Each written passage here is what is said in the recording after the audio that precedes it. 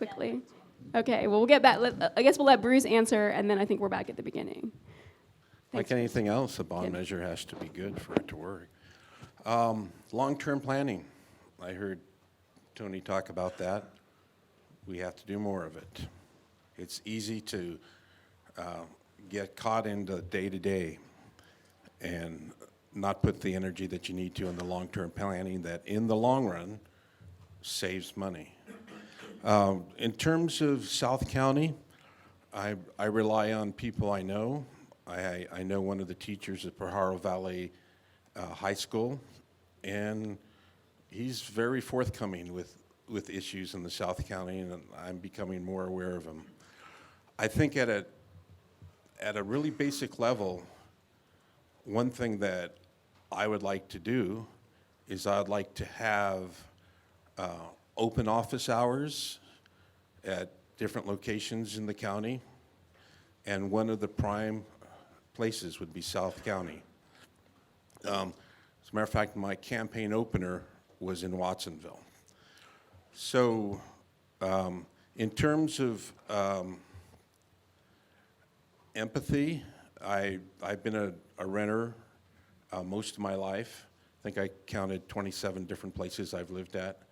And so I get that, you know, what the issues are in South County. Okay, Kim, did you say you wanted to say something about bonds?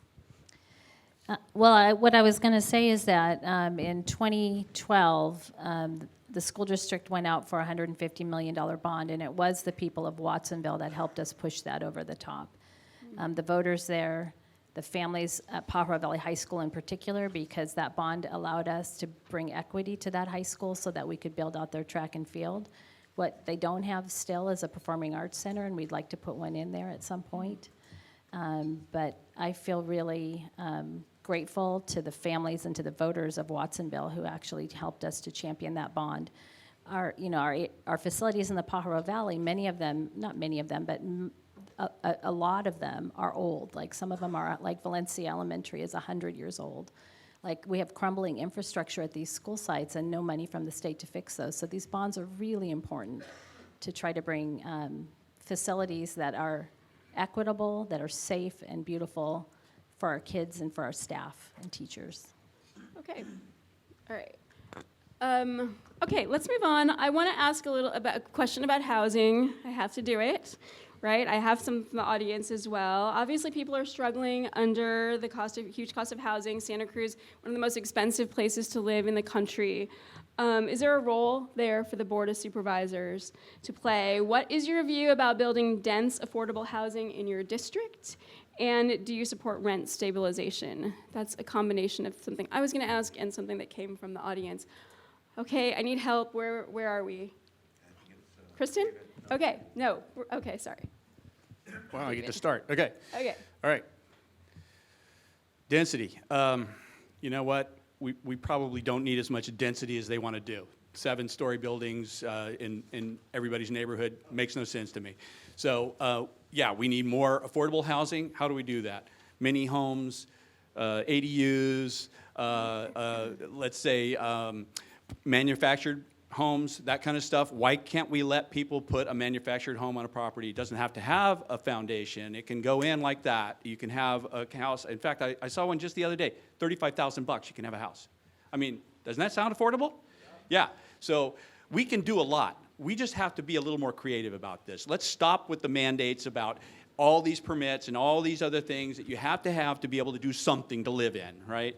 So, yeah, we've got a lot to do here, and we can do it. I mean, all we have to do is have the will to do that, and I can get that going, let me tell you. We're gonna take that planning department, and we're gonna turn it upside down. We're gonna say, look, no more need for a permit to replace a window or a door or the simple little things that people need in their homes, right?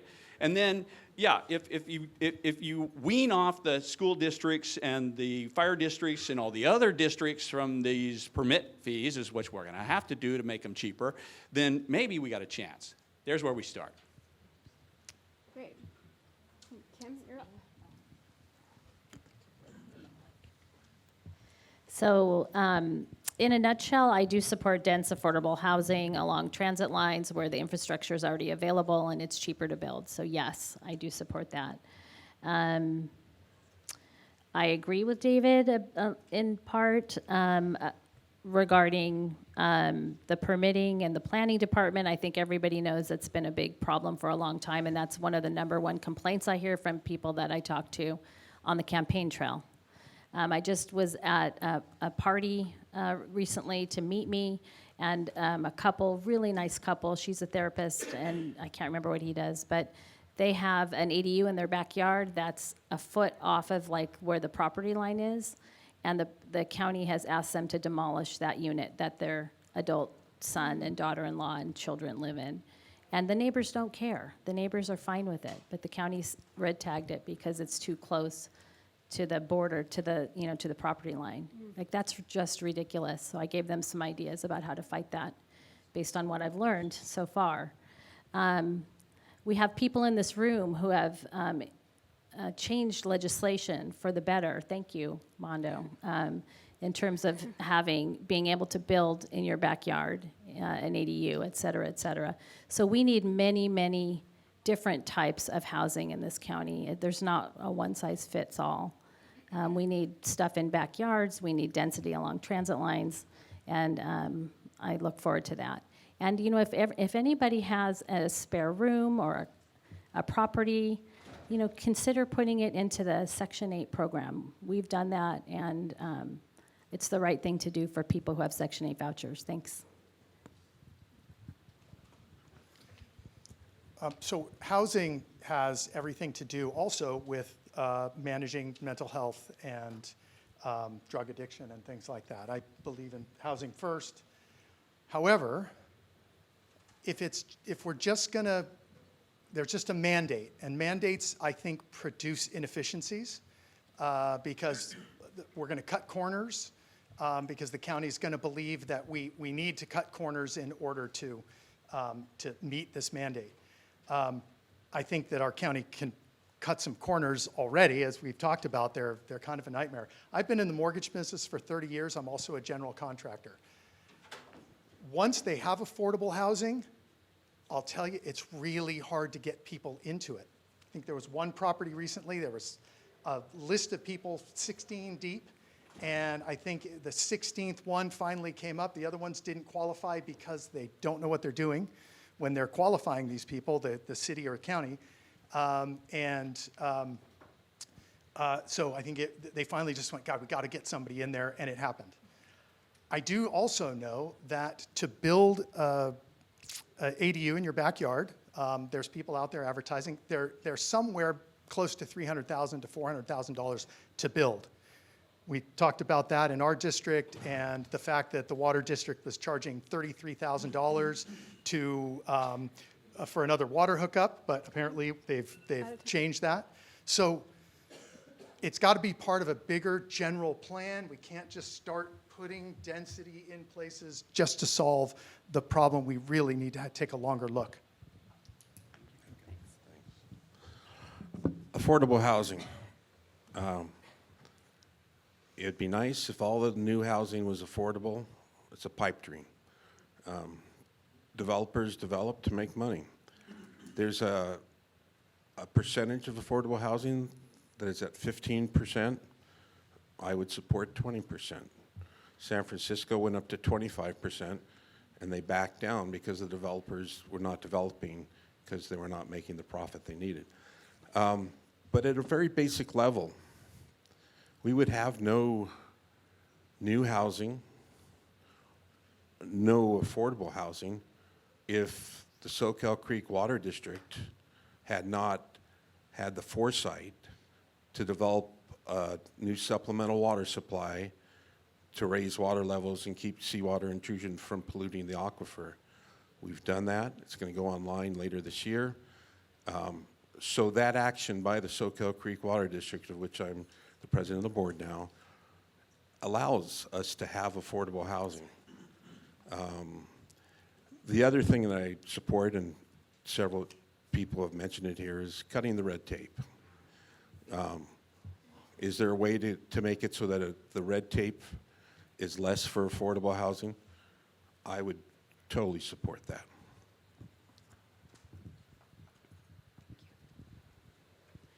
All right, so there's a number of things that can be done to address the affordable housing issue here in the county. One is that we need to zone for the development. You can't build housing on land that isn't zoned for housing, so that's one thing right there. I do support additional density specifically at transit stops. So at the Metro Transit District, we are building affordable housing at our transit stations on the Pacific Avenue station and out in Watsonville at the station there, and the people who live there will get free transit passes. So it's transit-oriented, high-density development. That's incredibly important. Additionally, we need to, as already mentioned by several of my peers here, is remove the barriers to development, the red tape, the costs for a brand new septic system if you just want to add on to what you already have on your property. And then we need a fully staffed, fully funded planning department because we can't get these permits through, we can't get this red tape cut unless we are fully staffed at the planning department at the county. And then in terms of the question about rent stabilization, the state has a certain level of rent stabilization, the county has a certain level of rent stabilization, and in this past year, I successfully advocated and ensured that the city of Capitola now has a mobile home rent stabilization ordinance as well. Outside of that, we need to invest in community-based organizations that provide for rental and eviction assistance and other options and opportunities for those who are facing a potential loss of their home or inability to pay for their rent or their mortgage. That kind of investment in community services is incredibly important, and it's something that the county supervisors have the ability to do when looking at their community grant funding. Okay, great. Yeah, we started. Okay, all right. This is an audience question. We don't have that much time left. I'm hoping to get this one and then one more question in. Quickly, could you talk about, a lot of people want to know about your stance on the rail trail. So could you maybe take 60 seconds, can we do 60, to do just like, where do you stand on it? It's coming from the audience, so we want to know that. I mean, that's obviously a question that people care about. So whose turn is it? Kim, is it you? No, where are we, Kim? Yeah. We're back to Kim. So I support both, and I always have. I would really like to see a trail built as soon as possible and a rail built as soon as possible. I know there are some rumors and some people talking about the fact that I'm not for a rail. That's not true. I've always been for some kind of clean transit.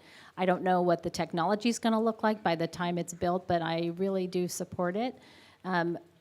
In our area in Aptos, we've been talking about this for a long, long time, and there's no way to get into the village unless you basically drive a car.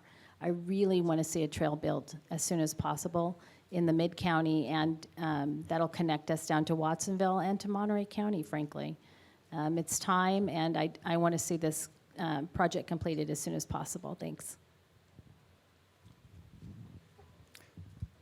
I'm for it in concept. The trail as soon as possible, because people will likely take advantage of that.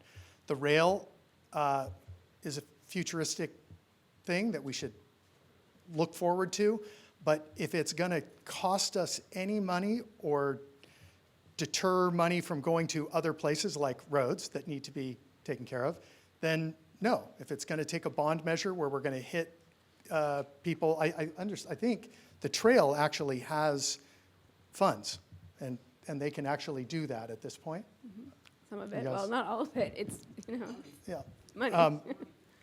What's that? There's some.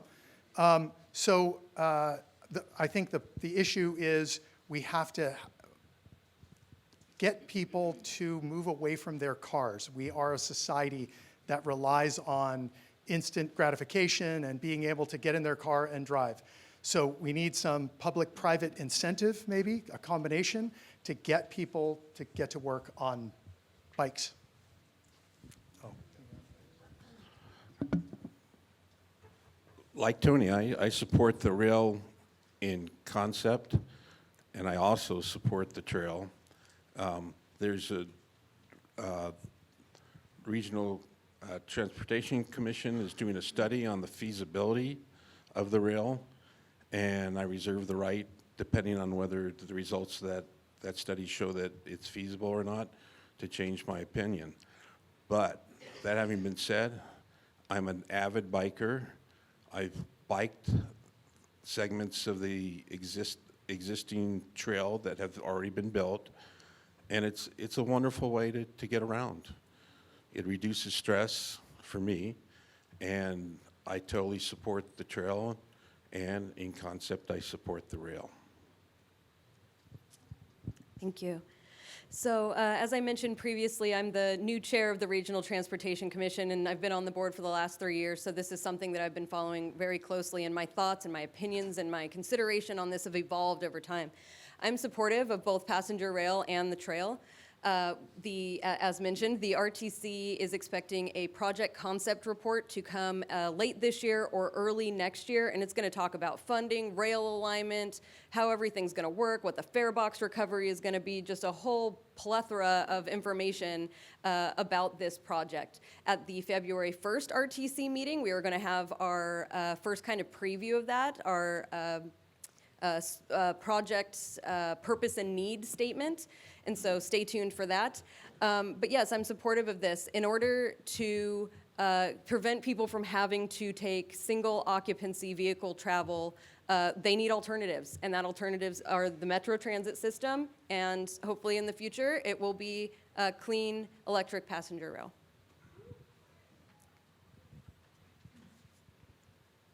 Has my time started yet? Okay. I have a hard time supporting something like this because I'm looking at the money, right? We got $100 million to do the first 10 miles of this rail thing, okay? My wife and I actually spent some time. We went over to the trail. We walked the trail. There were like 10 people on the trail. We walked down to the Esplanade area. There was like 1,000 people on that. Maybe it's just not built yet. Maybe it's okay having a trail that goes by the water treatment plant. I don't know. You want to see that? Take a walk down there. There's sidewalks all over the place. There's lots of places for people to ride bikes and walk.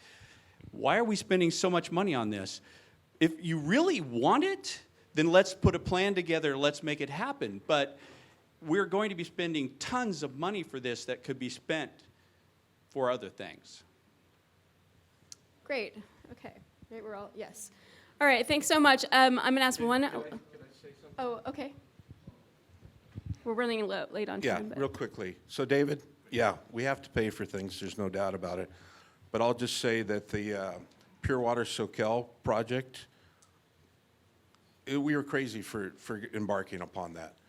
But we got $100 million in state and federal grants. So don't close the door on things that you think should happen until you need to. Okay. All right. $100 million for the hospital then. Where's the state? Okay. Right. Yeah, let's tax everybody. And let's throw a half cent sales tax on it. And then let's put assessments on it. Do you want the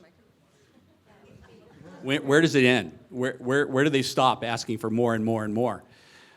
We don't stop doing anything, do we? We don't look at whether we've made any benchmarks or whether they're actually doing anything for anybody. We're just saying, oh, if we do more of this and we keep spending more, we can actually do something else. Well, let's find other ways to do it. We have lots of partners out there that are more efficient than we are. Let's do that. Anyone want to say anything to that? I do have one last question I want to ask, but go ahead. I'll just say very briefly that a lot of the funding that's going towards the passenger rail and trail program is funding from the state or from the federal government designed to fund passenger rail or to fund pedestrian trails. That's what this money is for. So it's not like if we didn't use it for a train, we could put it for something else. That's what this money is dedicated from the state for. So that's what we're using it for. Okay. Okay. So, that's- wait, one more thing. So the RTC knows this, and in their proposal, they're saying we could have a train if there was a company came up that said we would put in a train. We're not going to do it. Somebody else is going to do that. That's in their own proposals. This issue remains, right? Still, we can't get rid of it in this community. It's still going to be forever and ever and ever. All right, my last question, we really do have to keep going, but my very last question, and I'll ask you to keep it short too, because I'm running a little late. But there's been a lot of criticism, or we've heard, criticism about the Board of Supervisors, that it's kind of operating on autopilot, that it's really the county staff that pushes the agenda, and it's not the electeds.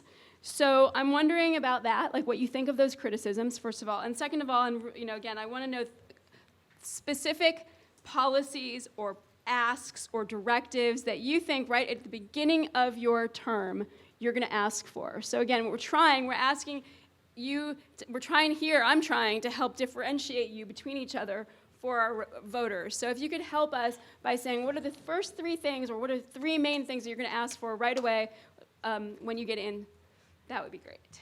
So again, is the Board of Supervisors running on autopilot, and what could be done about it, and what are you going to do when you first get there?